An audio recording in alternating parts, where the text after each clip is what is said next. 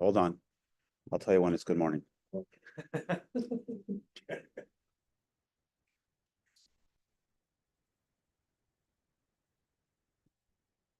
Okay, and we're live. I'll tell you when it's good morning.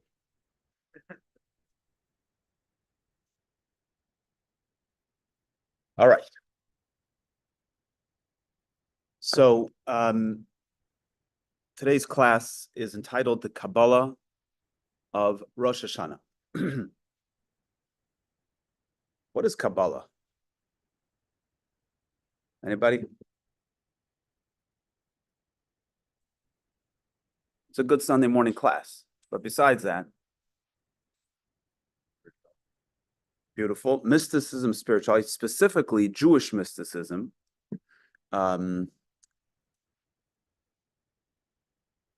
Jewish spirituality, I don't know if I would, it is also spiritual. It is also Jewish spirituality, but you can have spirituality from Jewish music as well. You can have spirituality from studying Talmud. So it is mysticism. What is mysticism? Mysticism is a deeper dimension. It's a deeper layer than meets the eye. It's everything in existence has an external and internal dimension to it. Or to use more Kabbalistic terms, it has a revealed and hidden dimension to it.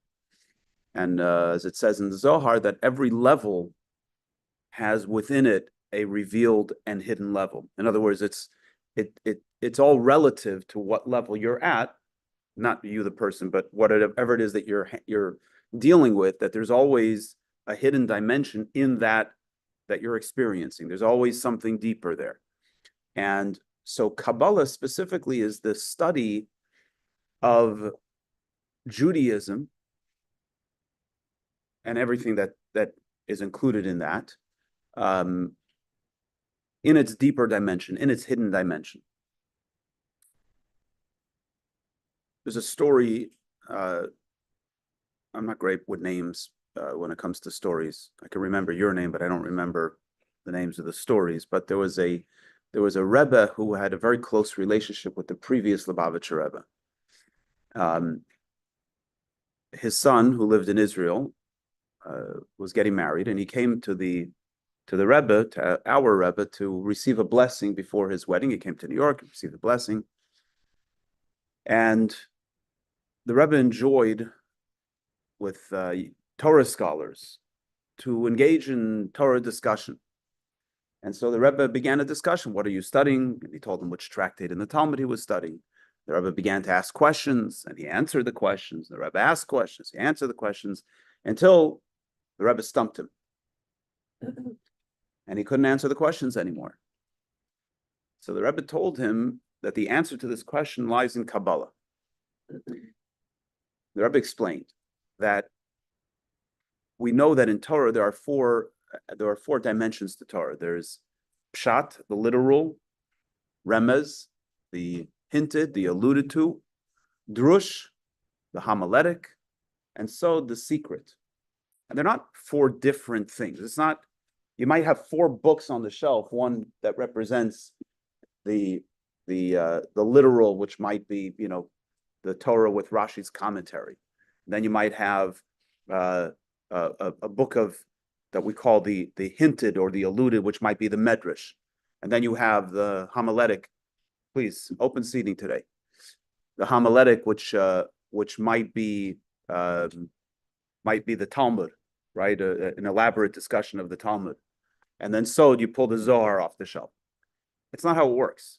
They happen to show up as books like that, but what they actually are hidden and revealed.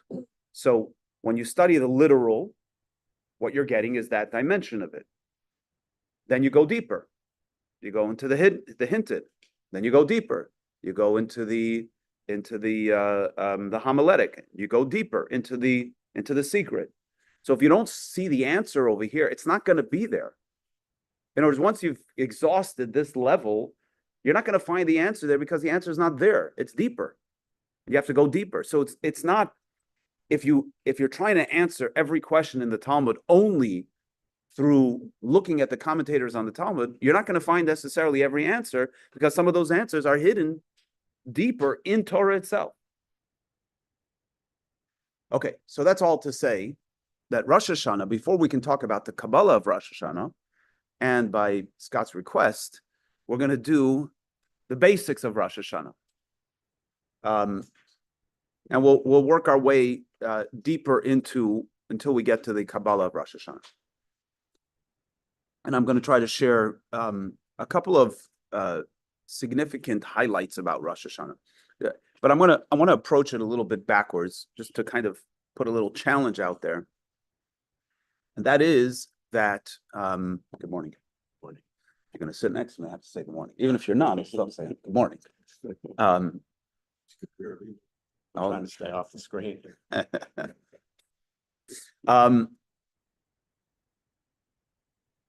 We know that today is the 26th day of the month of Elul, which the month of Elul, the final month in the Jewish calendar, as an acronym, Ani Ledodi V'Dodi Li, I am to my beloved and my beloved is to me. And as we discussed in other discourses, the notion that during the month of Elul, as a metaphor, the king goes out into the field and the king is accessible. What that means spiritually is that the 13 attributes of mercy, which God articulated to Moses in an expression of atonement for the Jewish people, sin of the golden calf, this divine revelation is manifest throughout the month of Elul. We blow the shofar every day, and we have a little bit more of a serious notion about ourselves. But all that's to say that by the time Rosh Hashanah comes around, we've cleaned up our act, right? By the time Yom Kippur comes around, especially if Yom Kippur comes around after Rosh Hashanah, good morning. You got a spot right there in the corner. Especially after Yom Kippur coming after Rosh Hashanah, like, what kind of sins are left? So does that make sense? Right? You spend a whole month in atonement, cleaning up your act, resetting yourself. For Ashkenazic Jews, we started last night after midnight, reciting the special prayers known as Slichot. So we recited them at 1:27 a.m. It's actually not last night, it's this morning. So that's why I'm a little groggy, extra dose of coffee today. But I'm not complaining, because the Sephardic Jews have been saying this for the last 26 days. They started at the beginning of the month. So surely by the time Rosh Hashanah comes around, we got a clean slate. So Rosh Hashanah and for sure for Yom Kippur. So it can't be that we're showing up on these days and it's all about, oh God, forgive me, I've sinned, and so on. So there's got to be something else going on. You comfortable with that so far? Anybody uncomfortable with that? Anybody have childhood trauma around this that they want to discuss? Okay, so let's approach this as follows. First thing is, King David in Psalm says, Zeh Hayom, a reference to Rosh Hashanah. Zeh Hayom, is it from Psalm? I'm not sure where it's from. Don't quote me on that. The verse says, Zeh Hayom Tchilas Masecha, this is the day of the beginning of your handiwork, a reference to Rosh Hashanah. Hayom, the day, is a reference to the well-known day, and it's known as as the Targum translates, it's the day of the great judgment. Rosh Hashanah is known as Yom Hadin, the day of judgment. So Zeh Hayom Tchilas Masecha, this is the day of the beginning of your handiwork. Zikaron Liyom Rishon, it is a remembrance to the first day. So the verse seems to be contradictory. If it's the beginning of your work, then it's the first day. If it's only a remembrance of the first day, then why is it the beginning of your work? Right? The answer is that this day that we're talking about is the day that man was created. Rosh Hashanah is celebrated. Yesterday, actually, the world was created. Yesterday was the 25th of Elul. 25th of Elul, the Talmud has a debate between two rabbis, whether it's the 25th of Adar, which was 6 months ago, or 25th of Elul, but we conclude that it's the 25th of Elul. So yesterday, the world in the beginning, God created the heavens and the earth. It started yesterday for the 5,785th time. The sixth day of creation is the day that man was created. You read the opening verses. We'll read them on Simchas Torah, God willing. And the sixth day of creation is when man was created. So Zeh Hayom Tchilas Ma'asecha, this is the beginning of your work, as a reference to the creation of man. And it's only a zikaron, it's only remembrance for the first day, because the first day was not the end game. Why? So let's go one step further. It's brought down in the Code of Jewish Law that when the eve of Rosh Hashanah approaches, we dress in white, and we cut our nails, and we take a haircut, and we get ourselves prepared for the holy day. And we get ourselves dressed in white and make ourselves presentable as an act of celebration. Not as an act of fear, but as an act of celebration, with a confidence that we will go through the days of Rosh Hashanah and Yom Kippur and we will emerge victorious. There's a confidence. This is brought down in the Code of Jewish Law. Why? What's really going on here? So when God created the world on the first day, Bereshis bara Elokim es hashamayim v'saaretz, in the beginning God created the heavens and the earth. God created a perfect world. It was a garden. It was a beautiful garden, a Garden of Eden, and that is where he placed Adam. He placed him in the garden. The world was beautiful. The world was perfect. So why did God need to create man? If the world was perfect, why did God need to create man? Or if he needed to create man, then why is that the end game? And the answer is that, now we'll touch on some Kabbalah for a minute. The answer is that God wanted to have a relationship with something other than himself. And the only way God can have a relationship, God can't have a relationship with an animal or with a blade of grass, because they don't have self-awareness, they don't have self-consciousness, and they surely don't have free choice.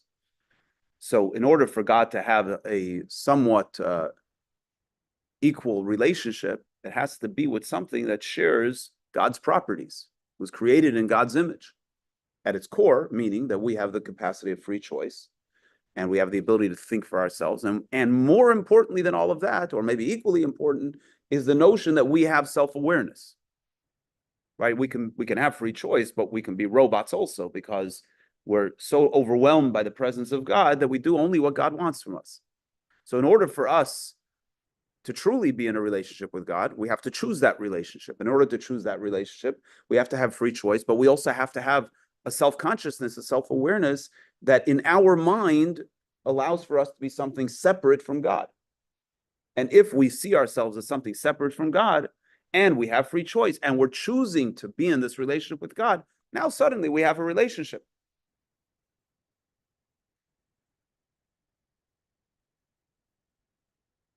My wife jokes that her father would say to her something to the effect that, with your mother, I have to make a choice every day to stay with. With you, I'm stuck with you forever. There's a certain truth to that, right? Parents and children, you're stuck. But with a spouse, you're making a choice. Every day, you're making a choice to remain in that relationship. I mean, hopefully, you don't have to struggle with that choice every day. But fundamentally, we're making a choice to be in a relationship with another person, with another human. Good morning. Can we make some space over there? Hold up. Yeah. We're here. So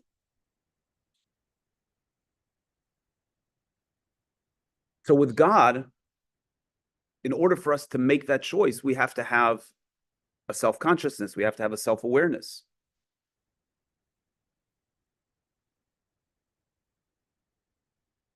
So God created a world that was perfect, but its perfection lacked one ingredient, and that was the capacity for there to be, you can make a beautiful thing, you can make a perfect thing, but it has no function, right? God created a beautiful world, but it has no function in its perfection, unless you have a human being who has the capacity of self-choice, self-awareness, and the capacity to make choice, that then makes choice, which a conversation may be for later on, another time, that Adam actually understood this.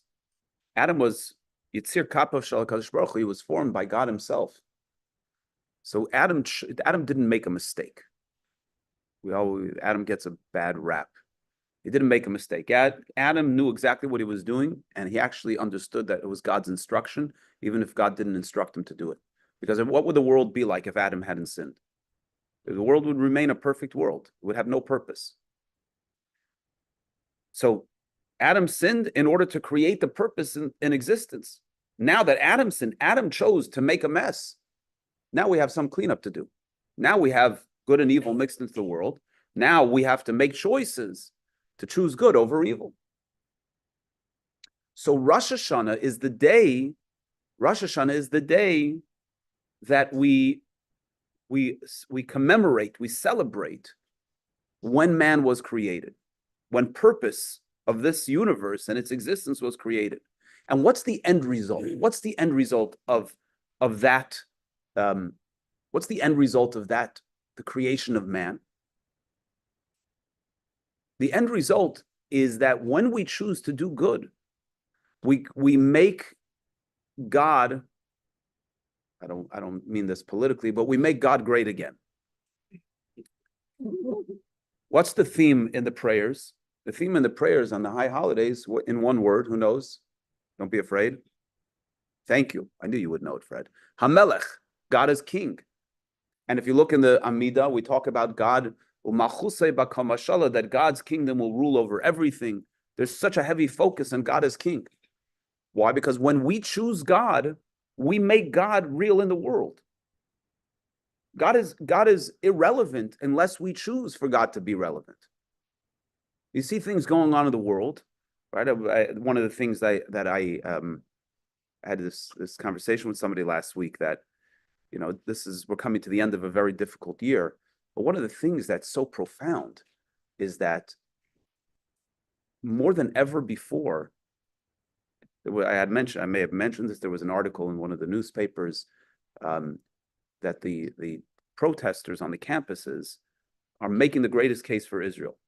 What they're basically saying is that no matter what you're going to do, there's always going to be anti-Semitism. So therefore, the Jewish people need a homeland. The immorality, the upside downness, the confusion of humanity is not an argument against the Torah. It's an argument more in support of the Torah than ever before. We need moral clarity more than ever before. We need the Jews we carry that responsibility. The book was given to us. We have that responsibility to bring that moral clarity to the world more than ever before. It's not diminished, it's increased. And what does that mean? What does it mean, moral clarity? It's not like this religious zealous campaign. Moral clarity means that God is real in this world. That this world isn't a jungle, that it's not operating independent of a divine consciousness. God's presence, God's kingdom in the world is moral clarity. When we can recognize that we have a purpose here, and that purpose is guided by the Torah, and it tells us how to act and how to behave and what's right in the world, what's wrong in the world. So Rosh Hashanah is the day that man was created, and that's what we're commemorating. We're commemorating not only our purpose, but also the recognition that God is the master of the universe. Now let's go one layer deeper. But I'll pause for questions. Any questions on any of that? That's kind of Rosh Hashanah 101. We'll add in a little ingredient that it's a day of judgment, because, again, on a basic level, as God's kingdom is being reaccepted, so to speak, God says, okay, so what are the terms of this relationship here? You're accepting me as king, so what are the rules? And what do you need in order to be a good, faithful subject of this king? I'm gonna look at your slate. We'll see what you need to do in order to do your job, and we're going to allocate that on Rosh Hashanah. So it's a day of judgment. Okay, let's go one layer deeper.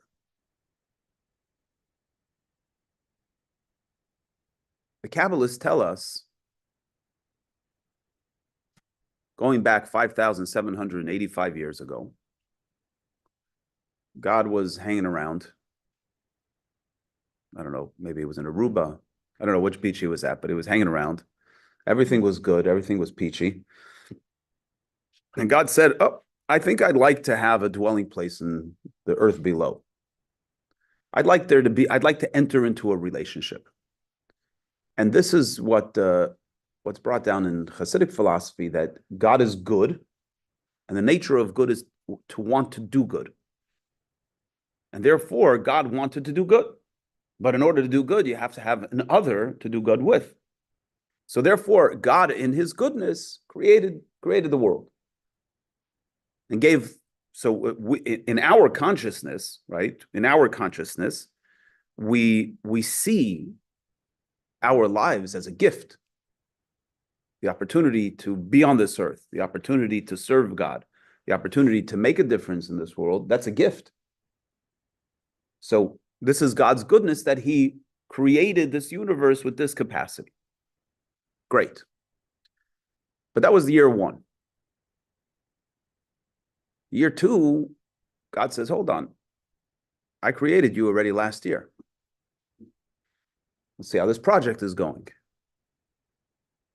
By the way, it even happened in the first year, but not as dramatically. In the first year, the Medrash says that on the evening of after Adam and Eve were created, Adam and Chava, so God said, I created this world, and no one said hello, no one said thank you. So it says that Adam gathered all of creation, and together they proclaimed, Hashem Malach Geus Lavish, Hashem, O King, garb yourself in glory. In other words, Adam gathered all of creation and they recognized Hashem as King. God creates a world, and he says, no one's recognizing that I'm the King of the universe. So Adam comes and he gathers the creations and they recognize God as King of the universe. In other words, if I'm going to be king, I want you to know that I'm king. Otherwise, I don't need to be king. God is God regardless of us. God doesn't need us to make him God. It's a very powerful idea. God is God without us, but we make God into king. So God needs us. God needs us to make him a king. So in the first year, when God wanted to create, he created on his own. But subsequently, we need to awaken the good within God to want to be king. And therefore, as the verse states that we read a few weeks ago, it says the eyes of God are upon the land from the beginning of the year until the end. And the Alter Rebbe in Tanya explains that what does that mean? That the divine energy that's administered at the beginning of the year ends at the end of the year. Whereas why doesn't it say that the eyes of God are upon the land continuously? It actually says that at the beginning of the verse. Continuously, God's eyes are upon the land from the beginning of the year to the end of the year. If it's continuous, then why is it from the beginning to the end? So the Alter Rebbe explains that God allocates and administers a divine energy that goes from the beginning of the year. It's a constant, but the program is a constant flow, constantly renewing, and it ends at the end of the year. And at the end of the year, God retracts the energy. So much so that it is common for people not to talk, even at their first night Rosh Hashanah meal, not to talk even words of Torah. It's a time of silence and prayer, and that's it, until the sounding of the shofar. The Hasidic masters, the Kabbalists, would sense a certain faint within the universe during that time.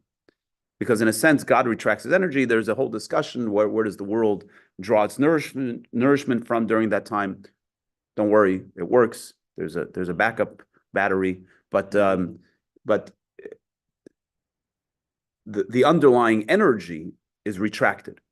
And God waits until the sounding of the shofar. When we blow the shofar, God says, oh, okay, you're back. You want me to do this again? Let's do it. Why the shofar? Why the shofar? The shofar actually makes no sense. You take a ram's horn and you blow a sound in it, and that pulls off this magic. It's a little strange. I mean, there's a lot of things that are strange in Judaism, but that's super strange. Take a shofar, a ram's horn, you make a sound in it, and that gives the whole universe its existence again. All of creation, the spiritual worlds and the physical worlds, everything in between suddenly is re-energized. Because what's at the core of it? What's at the core of it is God's instruction and our demonstration that we accept God's instruction. It's not more sophisticated than that. There are different dimensions to a relationship. There's a parable. I think it's a more modern parable that's given for the season, the entire season. That is that you have a couple that are dating. King Solomon, the verse, "I am to my beloved is to me," comes from the book of Song of Songs, which is a story of two lovers in this kind of interesting pursuit.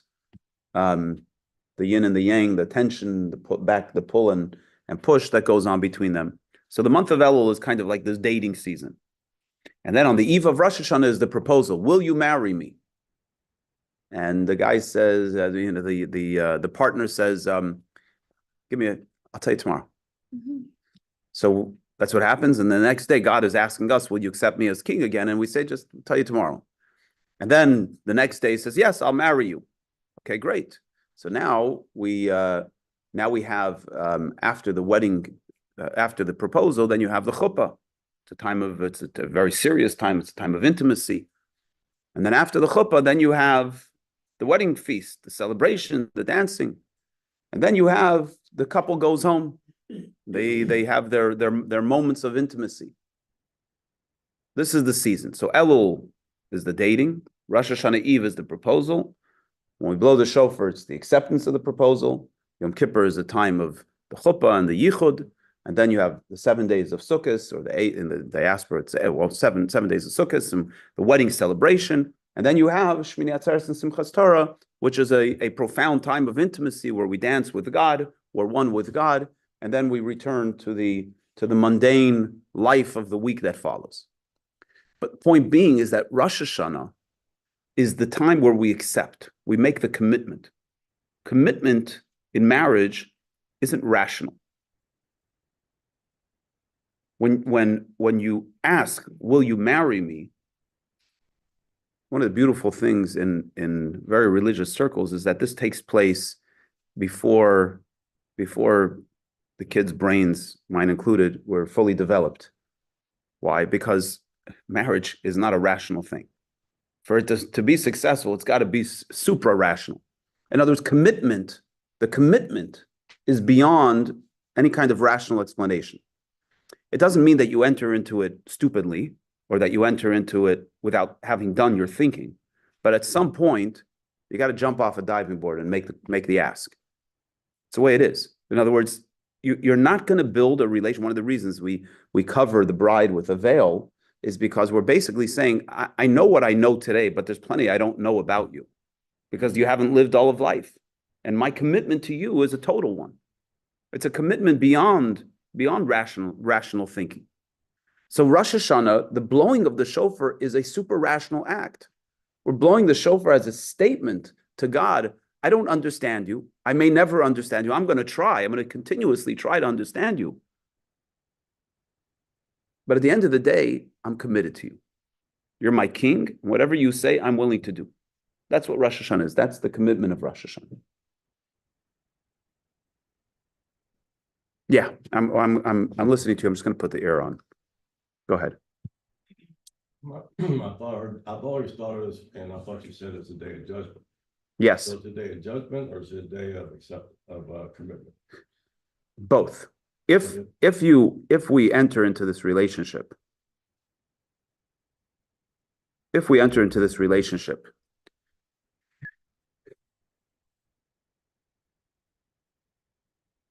I want to marry you,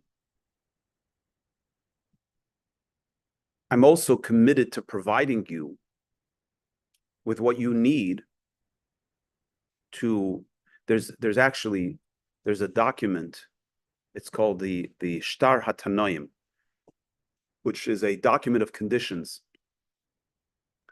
it's not obligatory anymore. But back in the day, when a couple would get engaged, they would actually sign such a document. And we did away with it as a common practice because life has its vicissitudes, and people would get engaged, and then a war would break out, and because an engagement in the ancient times was a year. So there's a lot of discussion in the Talmud around this, and then what would end up happening is that people would because it's a betrothal, you're actually to break off such an engagement, you need a get, you need a proper Jewish divorce. So they did away with it, and for the most part, it's not done at all. And in many observant circles, it's done at the tish, at the before the chuppah.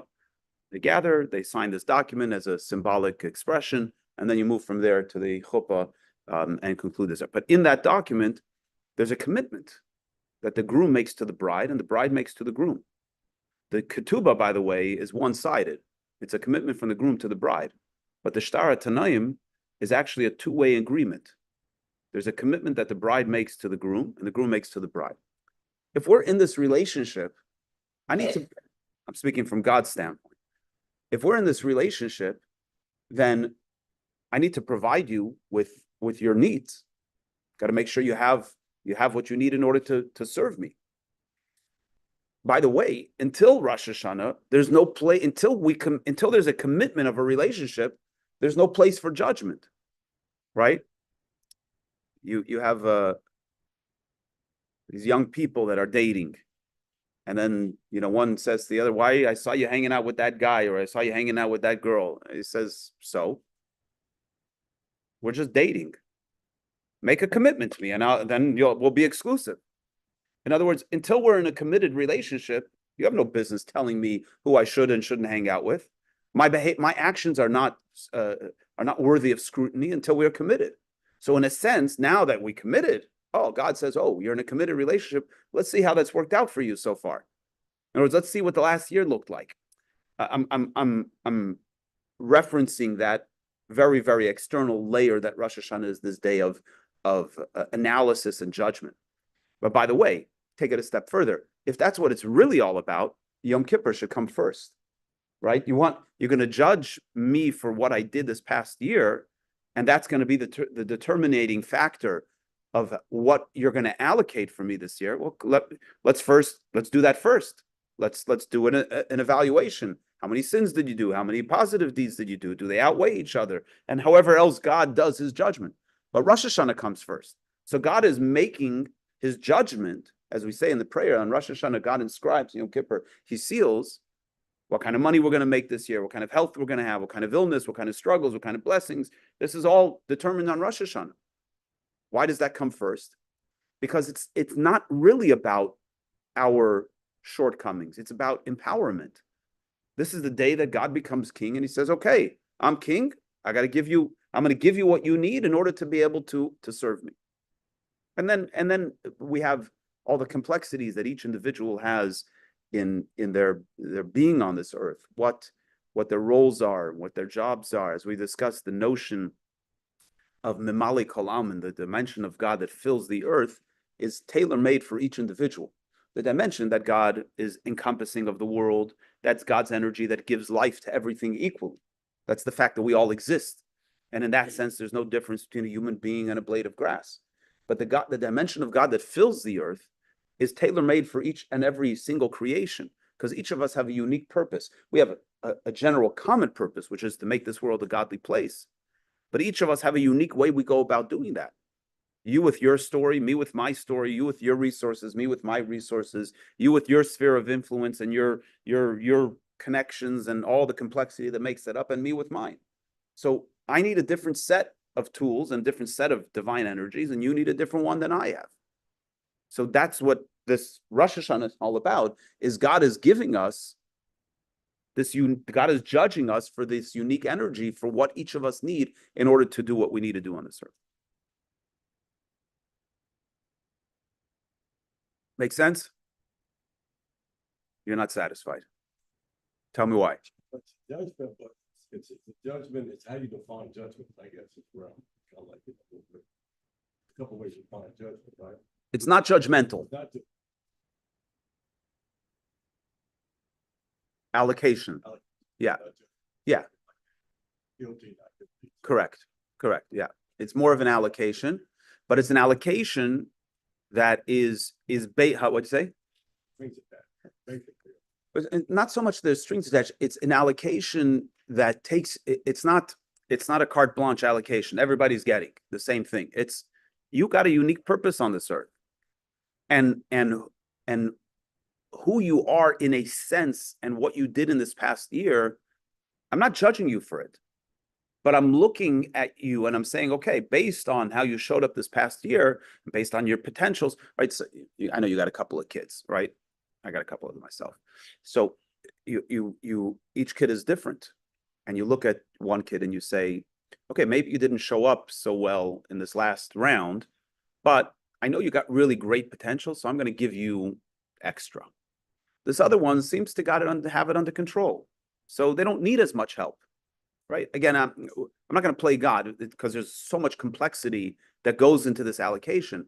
I'm giving that as an example that God is looking at us and he's looking at all the stuff that happened over this past year, our challenges, our blessings, the choices that we made. And God says, oh, okay, I see this is what you need. This is what you don't need. And I'm going to give you what you need in order, by the way, as we say in the prayer, that some people on Rosh Hashanah and Yom Kippur, God determines who's not going to live the year, right? I heard a great at the gathering last night. So before the Slichos, we had a Farbring, and somebody said something interesting that in Mincha, the afternoon prayer that we say before Rosh Hashanah. So when do we say that prayer? We say it right before the sun sets, and it's the regular weekday Amidah. And one of the things that we say in that prayer, in the regular Amidah, is we say, God, Barech Aleinu es Hashana Hazais, bless this year and all of the grains and so on and so forth, provide our sustenance. So why are we saying that blessings when there's like 20 minutes left to the year? Right? We're asking God to bless this year, even though there's 20 minutes left to the year. So I think it was quoted in the name of Rabbi Adin Steinsaltz, Rabbi Evan Yisrael. He said that we see from here that a person can build an entire world 20 minutes.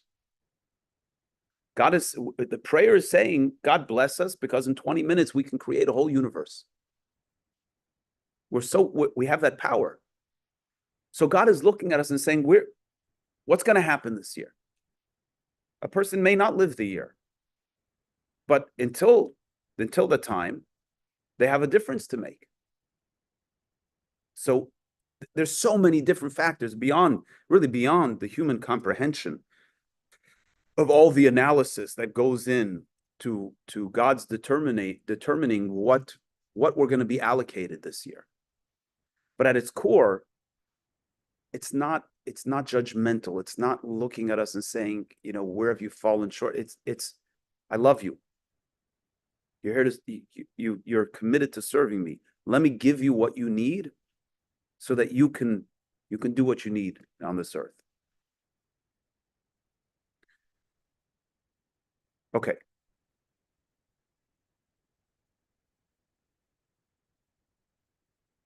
So now we're going to go one step deeper. So far we're good? Malchus. The lowest of the 10 Sefirot is called Malchus. Malchus means kingship, nobility, royalty. The 10 Sephiros, we know, are the building blocks of creation. What does that mean, the building blocks of creation? So just like if you break down any object, you'll find the atoms, right? Breaks down to atoms. If you break down the body, you'll find the different strands of DNA. Somebody was telling me yesterday, there's a book, The Hitchhiker's Guide, what's it called? To the Galaxy. So it says, what's the answer to everything? Anybody know? 42. Very good. 42. The answer to everything is 42. What does that mean? It means nothing. It means absolutely nothing. The answer to everything is 42. But we do know of certain sequences, right, that show up. What's it called? The Fibonacci. Fibonacci, thank you. My kids teach me all the science I need to know. The Fibonacci sequence, right, that shows up in crazy, like in plants, and I mean, it's unbelievable. So there's a certain DNA to existence that there's a certain. You're a mathematician, right? No? English, okay, close enough. There are certain sequences that exist in the universe, certain rules, right? There's certain rules that exist out there. At the core of all existence is the 10 sephiros. Everything has at the core of it 10 sephiros. So for us to really comprehend that is really beyond our capacity, which is why the Kabbalists gave these 10 sephiros names to give us the notion of a sequence. By the way, this is true for light as well. Why do we call light light? We call God by God's light. God is not light any more than he's water or fire or wood. God's not light. It's the best metaphor we have from a human comprehension to be able to relate to the notion of an essence and a light shining and so on and so forth. But God is not light. It's just the tool that we have to relate to God. So the 10 spheros are not, God is not wisdom. God is not kindness. God is not discipline. These are human terms. And God is far beyond any of those descriptors. But they're tools that we can look into our own body, our own microcosm, which the Medrash calls an olam katan, a small world. And when we look at our body, as the verse says, "Mipsari echse elokah," from our own flesh, we can see God. We have a notion of what God is. And my analogy, which is probably not a great one, but it's the best that I have in my own consciousness, is the notion of looking in a mirror, right? You look in a mirror, and what's reflected back is what you're looking at, is you, but it's made up of an altogether different material. So you're looking at the mirror and you say, oh, I understand what a person is. No, you have no clue. You know what you might know what they look like, but that's only on physical terms. There's no notion of any kind of brain activity in the mirror. There's no notion of any emotion in the mirror. There's no flesh. There's no nails. There's no hair. There's nothing. It's just a piece of metal, piece of glass with some silver lining behind it. But that's what we have. Now, here it's infinitely greater, the parable of the 10 sephiros and the divine structure.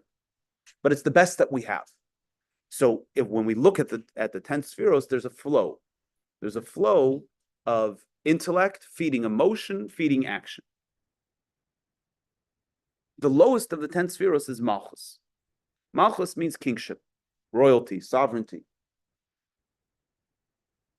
Malchus is the divine quality, as we were discussing in the discourse that we just ended. It's the divine quality that filters the divine light so that there can be a consciousness that comes into being on the other side of that.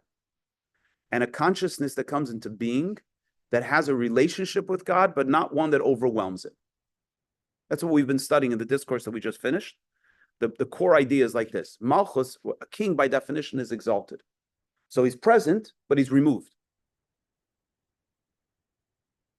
But the influence of the king in his being removed is so powerful that the entire kingdom knows who the king is, and they follow the rules of the king. But they're still independent. The king's royalty doesn't overwhelm them to the point that they lose consciousness and have only the consciousness of the king. So Malchus is the primary tool, the primary filter through which we come into being as a conscious human being with the ability to both relate to God, but not to be overwhelmed by God. So if you were to say, what is God choosing on Rosh Hashanah? He's choosing whether to filter through Malchus or not. That's really what it's at. God is choosing whether to filter through Malchus or to not filter. Do I want to be your king again, or do I not want to be your king? Do I want to filter and bring you into consciousness, or do I not? That's the choice, so to speak, that God is making. And as we mentioned in the Code of Jewish Law, we're assured that God makes the choice. That's why we dress in white. We know that it's going to work out. But in the gap between the eve of Rosh Hashanah and the moment of the blowing of the shofar, in a sense, the world reverts back to its state pre-creation.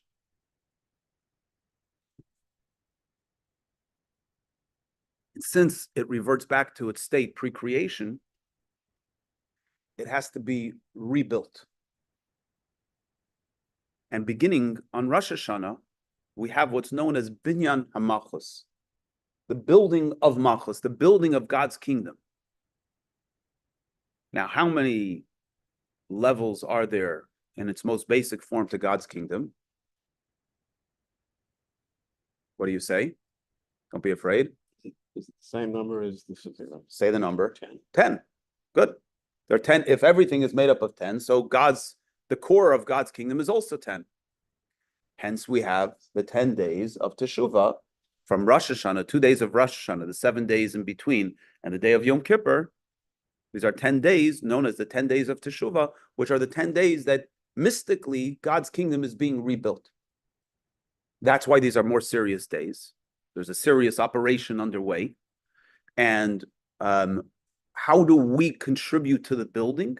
We contribute to the building, as we say in the Psalm, that we say each of the 10 days, Sher Hamalais Mimamakim Karasicha Hashem, from our depths, we call out to God.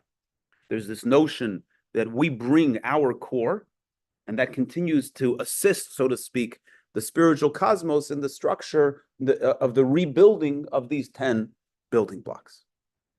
Again, and that's why during these 10 days, we refer to God as King, even though as soon as Yom Kippur comes to an end, we move into a discussion, we switch the language into God as God, Hakel HaKadosh, the Holy God, as opposed to HaMelech HaKadosh, the Holy King, because at that point, the kingdom is built. Now we can celebrate. So that's known as Binyan HaMalchus. Let's take some questions, and I have one more idea that I want to share, which hopefully what we spoke about today is not depressing, serious and somber, but not depressing, but hopefully we're going to inject some pretty profound joy into this whole experience in a moment. Not that I'm okay with you being uncomfortable if that's a problem for you, but I just want to give you the whole picture. Any questions or comments? You briefly touch on the idea of not making teshuvah on Rosh Hashanah. It's not a day for teshuvah. Yeah. I think some people may have a misconception about it. It's a day. It's not a day to beat your breast and to ask for forgiveness. Yeah, great question. So, and also give me the impetus to elaborate on that a little bit. So the Al Chait, the confessional prayer, we don't say on Rosh Hashanah at all. In fact, in the Avinu Malkeinu, where you say after the Amidas, we say the Avinu Malkeinu. There's these passages, our Father, our King, and so on and so forth. I think it's the very first one, is Avinu Malkeinu Chatanu Lefanech, our Father, our King, we have sinned before you. We don't say that on Rosh Hashanah. There's no reference of sin on Rosh Hashanah. The only notion of sin or confession is when we blow the shofar. There are 3 sections to the blowing of the shofar, the primary sounding of the shofar. And if you look in the printed prayer book, at least in the nusach of the Alter Rebbe, it says, confess silently. And so the custom amongst Hasidim, what does it mean to confess silently? So actually you conjure up in your mind the image of the Rebbe. In other words, what are you're gonna confess in the next 4 seconds? Just hang on to the Rebbe's coattails. We'll go, we'll be taken care of. But the point is that Yom Kippur, Rosh Hashanah, is not a time for confessing sins. Because Rosh Hashanah is a time of the acceptance of God's kingdom. Or to use the Hebrew term, it's a time of Kabbalah's HaMalchus. It's a time of accepting God's kingdom. It's not a time for dealing with that stuff. That's muck. It has to be dealt with. Hopefully you dealt with it before Rosh Hashanah came along. But now's a day of God's kingdom. Don't bring it. It's like you're in a moment of intimacy. Don't bring your stuff here. Don't bring your baggage here. Leave the baggage out. We'll deal with the baggage another time. This is a time of divine connection.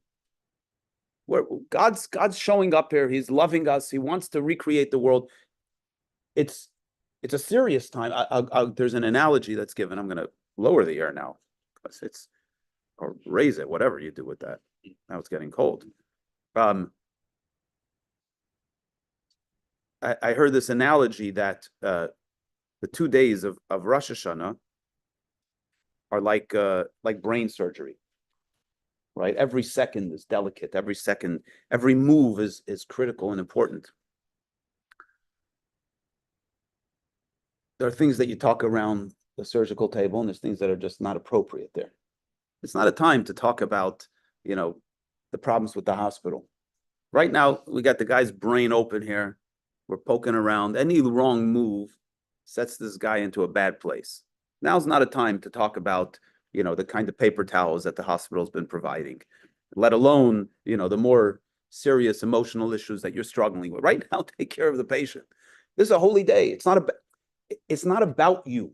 As much as when I say it's not about you, it's absolutely about you, but it's about you at your core. It's about your connection with Hashem. It's about your purpose on this earth. So I once heard this podcast about an appropriate apology, right? So you say to someone, you offended me when you did such and such. So person, what's a good response to that? I'm sorry, I didn't mean to offend you. What happens if the person says, oh, I'm so sorry. Oh, I'm so sorry. I feel so, oh man, I'm so sorry I did that. Is that an apology? That's about them, right? When a person has that kind of response, it's not about, I hurt you. It's about me. I feel so bad. I feel terrible about myself. And how am I ever going to look myself in the mirror? It wasn't about you.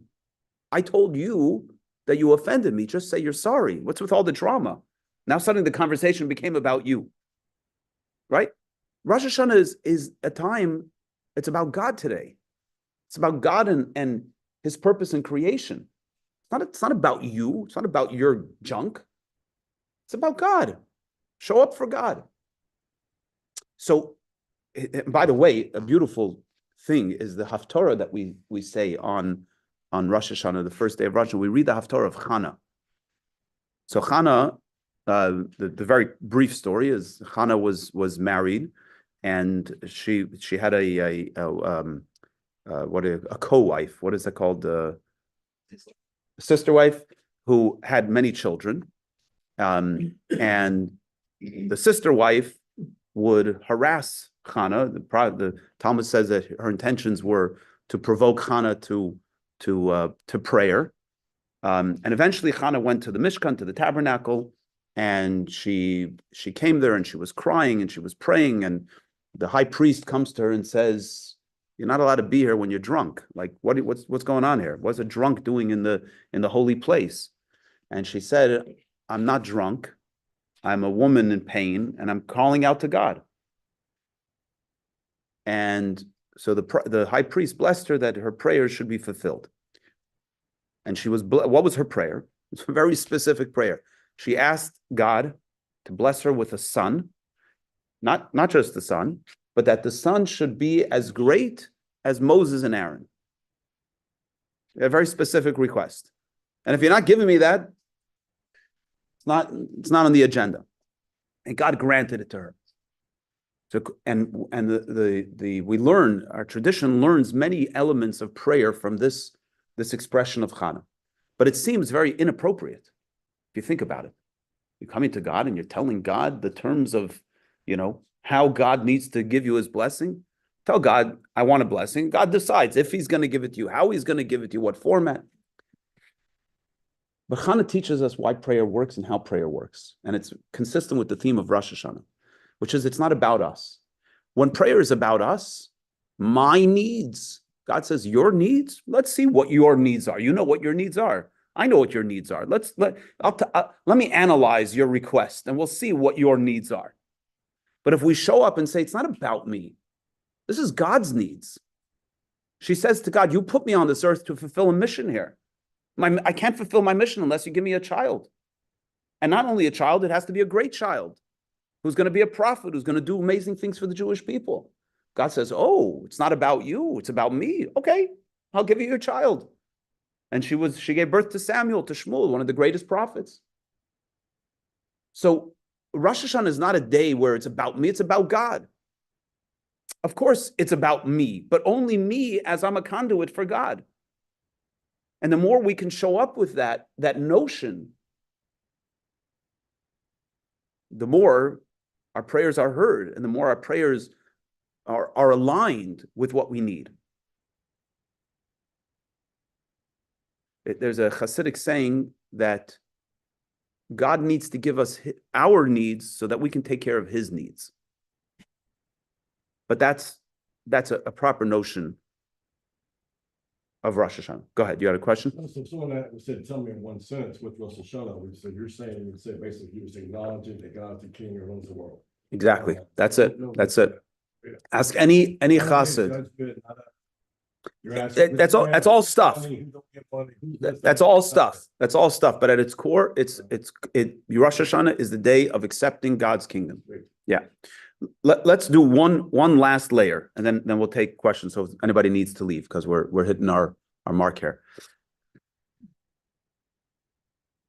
Why did God create the world? Why did God create the world?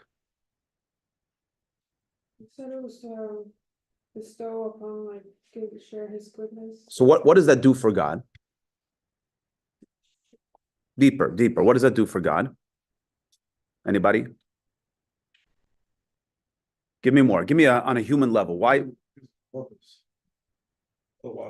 Deeper. Joy. A little deeper. I always think of if God's creative. So if God's creative, this is an expression of creativity. Like, why does the What does it do for God? What is Completion. You share in love.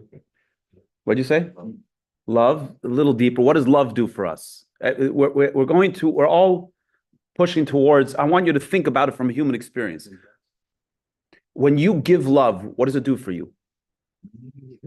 Makes you feel good. Makes you feel good. Or in other words, pleasure, right? Pleasure. God gets pleasure when his desire is fulfilled. The Medrash says that God desired to have a dwelling place in this world below. So when my desires are fulfilled, I get pleasure. Now, my emotions live in my heart. My intellect lives in my head. Where does pleasure live? Stumped you, because pleasure doesn't have a location. It's everywhere. Pleasure lives everywhere. So again, using the 10 building blocks and the human being as the microcosm, pleasure is the greatest expression of us, of I. And it manifests itself in the fact that it doesn't have a specific location. It's manifest everywhere. It's expressed everywhere in our body. And it's a core driver. Pleasure, and then after pleasure comes will or desire, right? So at its core, every desire or every will is ultimately there to feed the pleasure. But the pleasure is the highest driver. So again, let's go back to creation. God's sitting around on the beach, this time in the Cayman Islands. Nice place. I've been there once. And he's saying, I want to have a dwelling place in the world below. Why? Because when there's going to be people in this world below that are going to see themselves as something separate, but they're going to recognize me and they're going to choose to do my will, I'm going to feel pleasure. So you might say that Rosh Hashanah is a day of the greatest expression of divine pleasure. Would that be a fair conclusion? It's a day of profound divine pleasure. When we have that pleasure and it's hidden inside of us, it's called joy. When that pleasure is expressed externally, it's called happiness or simcha. The verse regarding Rosh Hashanah says, V'gilu bir'ada. we tremble in joy. It's a serious joy. Because in this pleasure expression, God is making this evaluation, and it's contained. And it's actually not just Rosh Hashanah, but it'll go through Yom Kippur. But it is touching on God's pleasure. And then after Yom Kippur, it explodes. After Yom Kippur, it explodes. That's why we go straight from Yom Kippur into days of joy and celebration. The joy, the most joyous time of the year.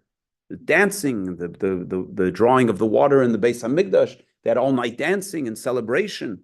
We sit in the sukkah together with love and a community and family, and we feel the energy of the holiday, and it culminates in the dancing of Simchas Torah, which is nothing like it throughout the year. Because that joy, that pleasure that's contained inside becomes externally expressed. So, yes, it's days of awe. They're awesome days. They're not frightening days. They're days of profound divine pleasure, very deep, very profound, very connected. So this is, again, I'm not saying that's the deepest layer, but that's as far as I can go right now, and hopefully attain some of that. I'll take your question. I just want to mention, of course, that we have services here, both days of Rosh Hashanah and Yom Kippur. On Rosh Hashanah morning, we have a Rosh Hashanah dinner here. Please sign up soon if you're planning on joining. Rosh Hashanah morning from 10 until 12. We have a special learner service downstairs with Mrs. Yocheved Saidoff. She's coming from New York. She's been here the last couple of years. And then we have regular services up here and family programs and all that stuff. Yom Kippur, I'll be leading the learner service downstairs. And then one more relevant point, or two more related to October 7th. So there's a community-wide memorial event in Sandy Springs on October 7th. October 10th, Thursday night, we'll be doing a musical remembrance here. Please join. There's flyers by the door. And then, of course, Simchas Torah this year is the first Hebrew anniversary of the massacre. And we're going to be doing what Jews do, and that is expressing hope and joy in our connection with Hashem and our faith with Hashem, even as we dance into Yom Kippur. So please join us on Yom I'm in Simchas Torah. Please join us on that evening and that day. It's Thursday night and Friday, 4 weeks away, 3 weeks away, whatever it is, 4 weeks away. Look at the calendar. Okay, your question. So mine's a little bit more pulled out, a little bit more macro, but so Hebraic thought seems like it's very circular, right? Like you have repeating thoughts or ideas. So you're talking about in Rosh Hashanah, beginning of this new year, that it's like shake the etch a sketch, starting over. Do you believe that it is truly starting over, like a sort of Groundhog's Day? Do you believe it's more of a rhyme? And then if you're looking at it from that point of view, why doesn't it progress to something different? Why is there this reset? What is the purpose of that if the continuous loop? Great question. Yeah. Sorry. You know, one of the things I've learned in the last few years is that two things can be true, and they're not a contradiction with each other. We mentioned a verse, I think right before you walked in this morning, but it's also in the daily prayer, and it says Hamachadesh betuvoy b'chol yom tamid ma'aseh bereshis. In his goodness, he renews every day, constantly, the work of creation. So which one is it? Is it every day or is it constantly? And the answer is yes. There is a continuum and there's a brand new recreation. And you pull that apart depending on what you need in the particular moment. We're not random here. We're built, we show up here. In fact, yesterday we read two Torah portions, Nitzavim and Vayelach. Nitzavim means to stand, Vayelach means to go. So you have these two portions together, standing and going. In order for us to go, we need to have firmness behind us. If we have our history and we have our tradition and we're anchored in that, then we can go anywhere. When we lack that foundation, we can't go anywhere. We're going to fall apart. In psychological terms, when you have self-confidence, you can do anything. You know, so there's the notion of it being a continuum, without a doubt. On the other hand, we're not trapped by anything in the past. This moment is brand new. Nothing that happened until this moment has any control over us. So the Rebbe would often say, you could have sinned yesterday, but yesterday's in the past. There's a whole new world that was just created, and it's waiting for you. So you're going to carry around yesterday's baggage. It doesn't exist anymore. It's a brand new world, this moment. So in that sense, you have that in an ongoing manner, and we have it collectively on a universe level, on a creative purpose level. And this is the verse we reference. It says essentially the same thing. It says, continuously the eyes of God are upon the land from the beginning of the year to the end of the year. So you have it continuously on the one hand, but it's also from the beginning of the year to the end of the year, because there is a certain continuous energy that the recreation is part of a continuum. But on the other hand, there's a moment. This is an awesome moment of choice, of God saying, let's reevaluate everything. And it's like, why do you have to celebrate an anniversary when you're married the other 364 days of the year? Because you have to reevaluate it. Not because we're celebrating an anniversary, we're going to decide whether we're going to do this for another year. Hopefully not, right? That's not what the anniversary is. The anniversary is we have to highlight what's so important about us. And with that energy, we can do another year. That feels like remembrance, which I understand, which is critical to the foundation, but it feels like what you're saying is there's an actual starting over, not just a remembrance. Or so that's what I'm trying to parse. And I'm okay with two things that are polar opposites being true at the same time. If that's true, I love that idea. That's a very Eastern, beautiful idea. I'm just trying to figure out what you're saying. The answer is yes. Okay. Yeah. But it's both at the same time. Yeah, we have in the Amida on Rosh Hashanah, the Musaf Amida, so we have the morning prayer, then we have the Musaf, the additional prayer for all the holidays. So there are three blessings. So there's actually, it's a 9-blessing Amida. There are 3 blessings like we have in all the Amidas at the beginning, 3 blessings at the end, like we have in all the Amidas. And then there's usually on Shabbat and the holidays, there's one primary middle blessing. Musaf also has one primary middle blessing. In Rosh Hashanah, we have 3 blessings. And each blessing has a theme. The first is kingship, malchus. The second is remembrance. And the third is shofar. Because these 3 blessings capture the energy of the holiday. It's recognizing, renewing God as king. It's remembrance, right? It's what is this really all about? And it's shofar, which is, as we expressed earlier, the action item that demonstrates our commitment to God. Now it's exactly what he's asking, so I'm trying to clarify it myself, but I always thought you said in the beginning, it's really just like a realignment to get moving forward where you're supposed to be. In other words, evaluation how you did your last year and how you're being realigned to do your divine purposes. Is that not? Yeah, but it's a moment in time. It's a transformative moment in time. It's not a passive event. It's a very intentional event. And there's a moment where one year ends and a new year begins. There's a moment of God's choosing. And the alignment is something that we are making a choice about. It's like we said, there's a moment where you have to jump off that diving board. It's an actual moment that something changes or something is renewed. It's like reading a slate and then clearing it, right? There's something on that slate and then it's gone, but hopefully not without taking note of. Right, and in your example, you're still holding the Etch-a-Sketch even as you shake the screen clear. That's fair. Okay. All right, folks, my blessings for a happy and healthy new year to everybody. And we will